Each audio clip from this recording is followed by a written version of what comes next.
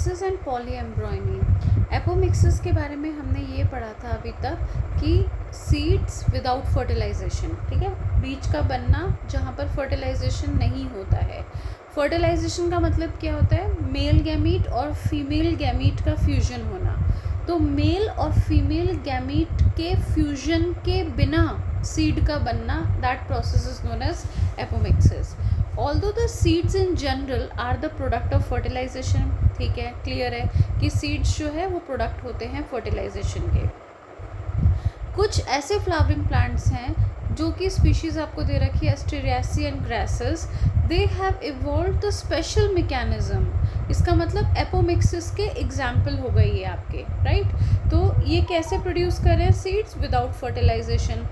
Thus apomixis is a form of asexual reproduction. तो हम बोल सकते हैं कि एपोमिक्सिस एक तरीके का एसेक्सुअल रिप्रोडक्शन है जो मिमिक्री करता है सेक्सुअल रिप्रोडक्शन की, ठीक है।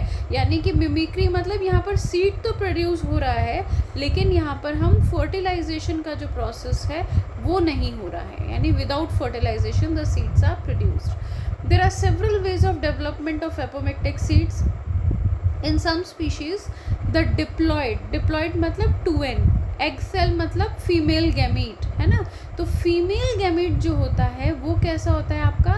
फीमेल गैमीट वैसे तो n होता है ना, हैप्लॉइड होता है, लेकिन कुछ स्पीशीज़ में जिनमें फीमेल गैमीट 2n होता है, डिप्लॉयड होता है, that is formed without reduction division. अगर रिडक्शन डिवीजन यहाँ पर होती नहीं है तो 2n जो है वो ऐसे ही बनता है, डिप्लॉयड बनता है एग सेल।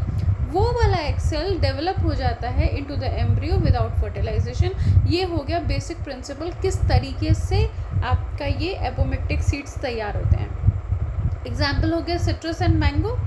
अच्छा, इसके बाद एक और चीज़ आती है इसके अंदर कि जो न्यूसिलर सेल्स हैं, न्यूसिलर सेल्स हमने पढ़ा था, जो एम्ब्रियो सैक के चारों तरफ सेल्स प्रेजेंट थे, न्यूसिलस वाले एम्ब्रियो सैक के चारों तरफ ओव्यूल के अंदर जो प्रेजेंट थे न्यूसिलर सेल्स, ये लिखा है ना, surrounding the embryo sac, start कर देते हैं डिवाइड करना और प्रोट्रूड करते हैं इनटू द एम्ब्रियो सैक, दस they develop into the embryos. कहाँ से किससे बनते हैं वो भी पता चल गया। In such species each ovule contains many embryos.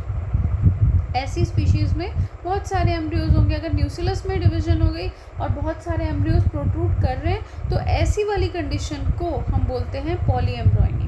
Occurrence of more than one embryo in a seed is referred to as polyembryony. अब आती है बात की जो हाइब्रिड वेराइटीज़ होती हैं, several of our food and vegetable crops are being extensively cultivated. तो जो कल्टीवेशन होती है हाइब्रिड्स की has tremendously increase the productivity. No doubt hybrid crops जो बनाई जाती हैं उनसे प्रोडक्टिविटी तो काफ़ी इंक्रीज हुई है, लेकिन हाइब्रिड क्रॉप बनाने की भी कुछ डिसएडवांटेजेस हैं। हाइब्रिड सीड्स जो होते हैं वो हर साल नए प्रोड्यूस करने पड़ते हैं, क्योंकि पेरेंट्स में से उनके ऑफस्प्रिंग्स में जो सुपीरियर क्वालिटीज़ वाले कैरेक्टर्स जिनको देख करके हाइब्रिड बनाए गए थे वो कैरेक्टर्स पास ऑन नहीं होते हैं। If the seed collected from hybrids are sown in the plants in the progeny will segregate and they do not maintain the hybrid characters. और ये होता है इसका बहुत बड़ा disadvantage of hybrid plant. Production of hybrid seeds is costly, एक तो ये पॉइंट हो गया था और दूसरा पॉइंट हो गया ये, and hence the cost of hybrid seeds become too expensive for the farmers. अब कोई चीज़ इतनी सीड्स इतने फार्मर्स के लिए महंगी होगी तो कैसे उगाएंगे।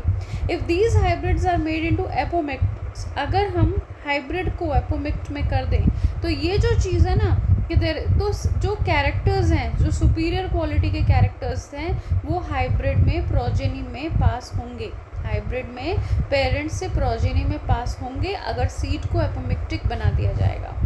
Then the farmers can keep on using the hybrid seeds to raise new crop year after year, ठीक है, बजट फ्रेंडली हो गया।